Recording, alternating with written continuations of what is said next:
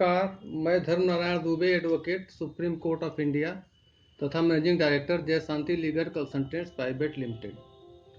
मैं आज एक बहुत ही संवेदनशील और गंभीर प्रकरण पे बात करना चाहता हूं और अपना विचार रखना चाहता हूं। आज इस समय सबसे गंभीर मसला पूरे हिंदुस्तान में ये चल रहा है कि लव जिहाद के नाम पे धर्मांतरण लड़कियों का करा के उनको विवाह उनका कर दिया जाता है। इसके लिए सरकारें काफ़ी दिन से लगी हुई हैं कि हम एंटी कन्वर्जन लॉ तथा फ्रीडम ऑफ रिलीजन एक्ट पर एक स्ट्रिक्ट कड़ा कानून बनाएंगे, जिसके तहत सभी इस टाइप के मुकदमों की कार्रवाई होगी और उनको कड़ा दंड दिया जाएगा। अब मैं आपसे ये निवेदन करना चाहता हूं कि अगर आज तक आपने मेरा YouTube चैनल लाइक, सब्सक्राइब और शेयर न किया हो तो कृपया आप उसे कर लें और बेल बटन दबा दें ताकि हमारे नोटिफिकेशंस आपके पास शीघ्रातिशीघ्र पहुंच सकें। अब मैं आज के प्रकरण पे आता हूं। यह वर्तमान प्रकरण इस समय तात्कालिक रूप में तब उत्पन्न हुआ जबकि जैसा आपको जानकारी होगी कि बल्लभगढ़ हरियाणा में एक 20 वर्षीय हिंदू लड़की को एक मुस्लिम लड़के तौसीफ ने गोली मारकर हत्या कर दी और वो परीक्षा देकर अपने कॉलेज से बस गेट से निकल ही रही थी।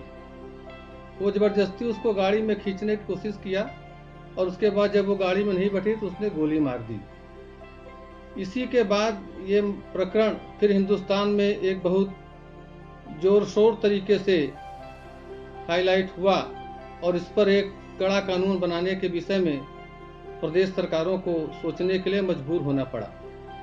इस घटना के तत्काल बाद हरियाणा के गृह मंत्री ने हरियाणा विधानसभा में ये बात बताया कि मैंने इस प्रकरण में SIT का गठन कर दिया है और SIT को ये निर्देश दिए गए हैं कि वो इस प्रकरण को लव जिहाद के एंगल से भी देखे।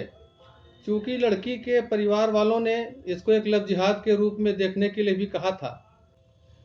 अब आज की स्थिति जैसा कि आप लोग जानते होंगे, अखबारों में पढ़ते होंगे, न्यूज़ चैनल्स पे आते हैं कि भारतवर्ष के विभिन्न क्षेत्रों में धर्म परिवर्तन कराने का कार्य किया जा रहा है। उसके बाद शादी कर ली जाती है। मुस्लिम लड़के गैर मुस्लिम समुदाय के लड़कियों का धर्म परिवर्तन करवा के उनसे शादी कर लेते हैं और उन लड़कियों को ये भी नहीं पता रहता कि मुस्लिम धर्म क्या है। उनकी मुस्लिम धर्म में कोई आस्था भी नहीं है, न उनको कोई विश्वास है, न उनको किसी भी तरीके कोई जानकारी है। अब उनको डरा कर, धमका कर और अन्य अन्य प्रकार की लालचें देकर उनका धर्म परिवर्तन करा लिया जाता है और उसमें लड़कियों की सहमति भी नहीं ली जाती। क्योंकि जबरदस्ती होता है तो उसमें सहमति लेने का कोई प्रश्न नहीं उठता है और इस तरीके से धोखा देकर असंवैधानिक रूप से धर्म परिवर्तन कराते हैं। और अब इसी के परिप्रेक्ष्य में मैं आपको ये बताना चाहता हूँ कि ये जिहाद और लव जिहाद, ये दो शब्द कहाँ से उत्पन्न है। जो मेरी जानकारी में मैंने जो भी पढ़ा है उसके हिसाब से मैं बता रहा हूँ कि जिहाद इस्लाम में जो उनकी आयतें, कुरान के जिहाद शब्द का मतलब विशेष रूप से प्रशंसनीय उद्देश्य के साथ प्रयास करना या संघर्ष करना है। अपने अंदर की कमियां, बुराइयां तथा द्वेष जो है उसे सही करना है और अच्छे मानवतावादी के रूप में इंसानियत का परिचय देना है। साथ ही साथ इस्लाम धर्म फैलाने का भी एक मिशन है, उसको भी जिहाद का रूप लोग देते हैं। अब इसके बाद मैं बताता हूं कि लव जिहाद क्या होता है। लव जिहाद नाम का कोई शब्द किसी की परिभाषा किसी अधिनियम, एक्ट, नियम में नहीं है। ये सेल्फ क्रिएटेड शब्द है। इसका सीधा सा अर्थ ये होता है कि मुस्लिम लड़के गैर मुस्लिम लड़कियों को बहलाकर, फुसलाकर, धमकाकर उनकी मनोभावना के विपरीत धर्म परिवर्तन कराकर शादी करते हैं, तो उसे आज के परिप्रेक्ष्य में लव जिहाद कहा जा रहा है। और यह लव जिहाद आज का कोई नया इशू नहीं है। ये इशू 1927 में पहली बार हिंदुस्तान में दिखाई पड़ा था। लव जिहाद का एक प्रारूप जो लगभग 100 वर्षों से चला रहा है, और इस समय लव जिहाद के नाम पर हिंसा भी हो रही है। पहला केस भारत में लव जिहाद का मुजफ्फरनगर में आया था, जहां पे हिंदू लड़की की जबरदस्ती शादी मुस्लिम से करा दी गई। बात जब पता चली तो यह जानकारी भई कि लड़की पहले से मुस्लिम थी। इस प्रकार की भी घटनाएं समाज में घटित होती रहती हैं, और समाज उसको बिना गंभीरता से लिए हिंसा पे उतारू हो जाता है। सामाजिक संगठन भी सक्रिय हो जाते हैं, और विभिन्न प्रकार की परेशानियां समाज को और देश को झेलनी पड़ती हैं। अब दिल्ली यूनिवर्सिटी में एक शोध हुआ था।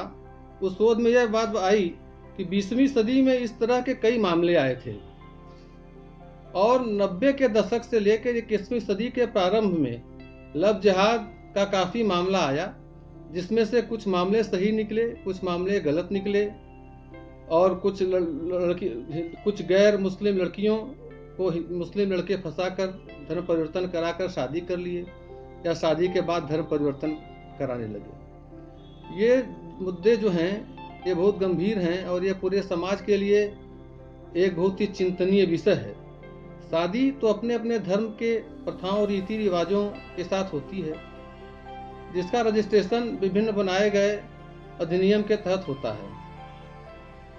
अब मैं ये बताऊं कि जब भी दो धर्मों के बीच में विवाह होता है, धर्मांतरण लड़की का कराया जाता है, तो उसे लव जिहाद कहते हैं। लव जिहाद तथा अवैधानिक धर्मांतरण रोकने के लिए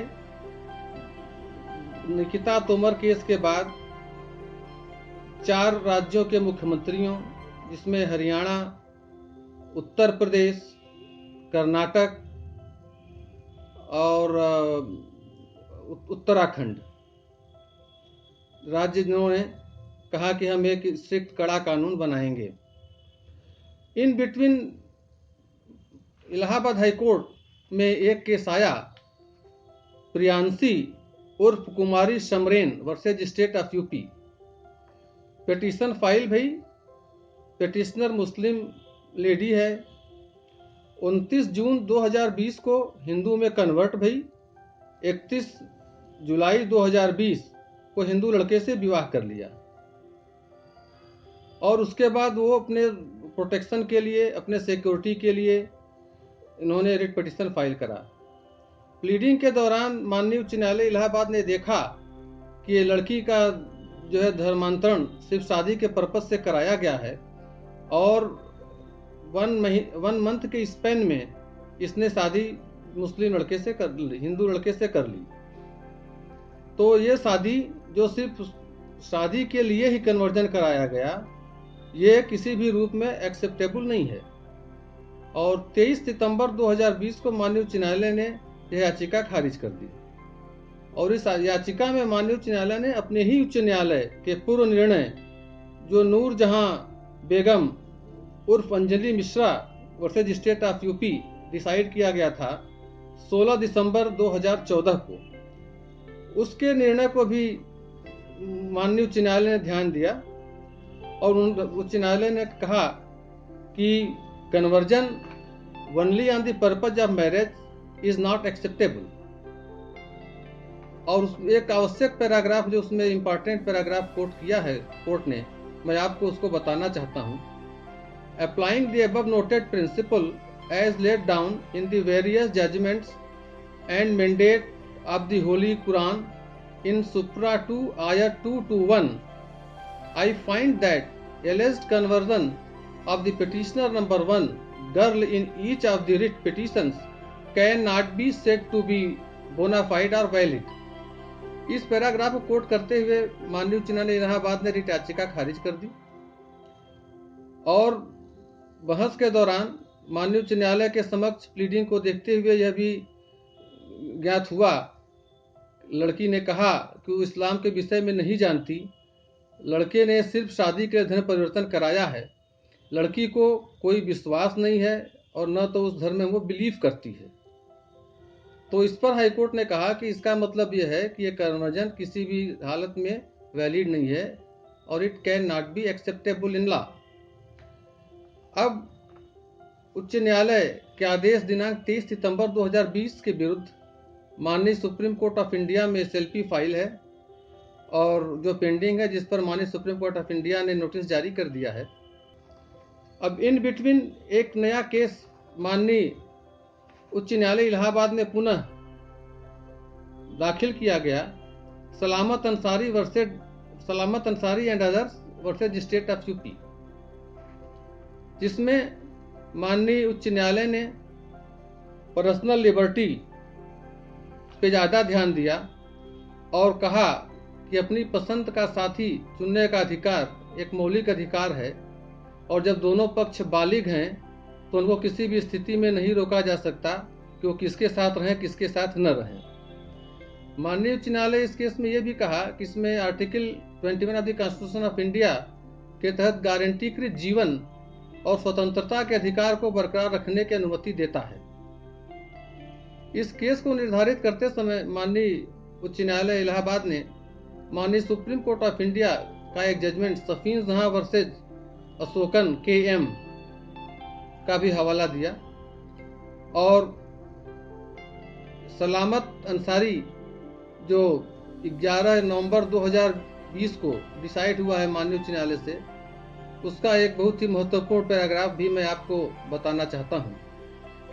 the judgment in Priyanshi supra followed by Noor Jahan supra, none of these judgments deal with the issue of life and liberty of two matured individuals in choosing a partner or their right to freedom of choice as to with whom they would like to live. We hold that judgment in Noor Jahan and Priyanshi as not lying good law. ये लिखाते हुए माननीय उच्च न्यायालय ने writ याचिका allow कर दी और जो है उनको प्रोटेक्शन दे दिया। और इसमें माननीय उच्च न्यायालय ने एक बहुत ही महत्वपूर्ण केस पे भी रिलाई किया, जिसमें सेक्शन 377 के विषय में ये जजमेंट है और इसमें किसी भी आदमी को इवन सेम सेक्स के आदमी को भी एक साथ रहने की अनुमति प्रदान की गई है।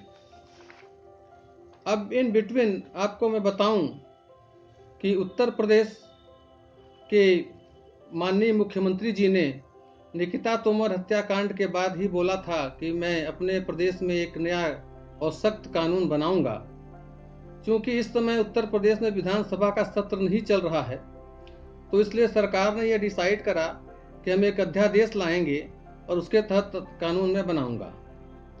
तो उत्तर प्रदेश सरकार ने UP prohibition of unlawful conversion of religion ordinance 2020 cabinet में प्रोड्यूस करा, जिसको कैबिनेट ने 24 नवंबर 2020 को पास कर दिया गया। और ये अध्यादेश conversion of religion only for marriage is not acceptable, तथा उसके बाद भी पिछले वर्ष यूपी स्टेट लॉ कमीशन ने सरकार को इस सारे बिंदुओं पर पूर्ण विचार विमर्श करने के बाद अपनी रिपोर्ट सबमिट किया था और उसके साथ UP freedom of religion act 2019 का ड्राफ्ट भी सौंपा था।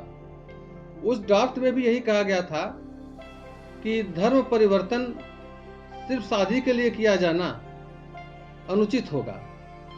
तो इस समय सरकार के पास पिछले वर्ष की यूपी स्टेट लॉ कमीशन की रिपोर्ट, उसके साथ संलग्न किया हुआ ड्राफ्ट तथा माननीय उच्च न्यायालय इलाहाबाद के आदेश के परिप्रेक्ष्य में ये अध्यादेश लाना पड़ा और ये अध्यादेश आज के तिथि से उत्तर प्रदेश में कानून बन गया है और इस टाइप के मुकदमे उसी के तहत सुने जाएंगे। अब अध्यादेश की सीमा चूंकि 6 महीने की होती है, तो 6 महीने के अंदर विधानसभा सत्र अगर चलेगा तो उस बीच में इसको विधानसभा से पास कराना पड़ेगा, तो यह परफेक्ट कानून बन जाएगा।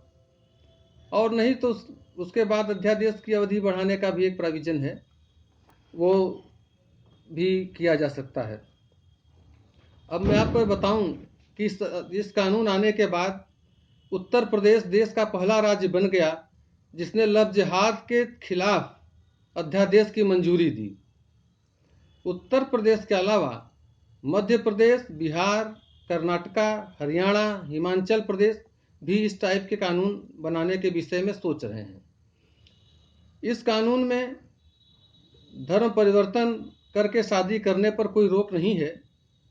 ऐसे विवाह के लिए जिसमें धर्म परिवर्तन होना हो, आप प्रिस्क्राइब्ड अथॉरिटी यानी कि जिलाधिकारी कंसर्न जिले का, उनके यहाँ आप 2 माह पूर्व सूचना देंगे कि मैं धर्म परिवर्तन करना चाहता हूँ, और उसके बाद जिलाधिकारी महोदय तथ्यों की जांच करने के बाद, यह देखने के बाद कि धर्म परिवर्तन जबरदस्ती नहीं किया जा रहा है और लड़की के कंसेंट से किया जा रहा है, तो उसकी अनुमति देगा तो धर्म परिवर्तन वैलिड होगा। और अगर इसका उल्लंघन हम करते हैं तो हमको 6 माह से लेकर 10 वर्ष तक की सजा का प्राविधान किया गया है।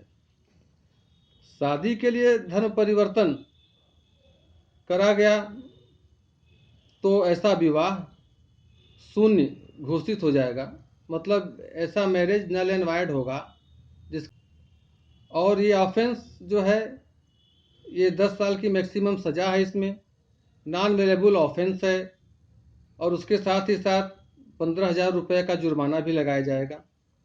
अगर महिला शेड्यूल कास्ट, शेड्यूल ट्राइब या माइनर है तो उस दशा में 3 से 10 वर्ष की सजा का प्राविधान है और 25,000 रुपये जुर्माना लगाया जाएगा।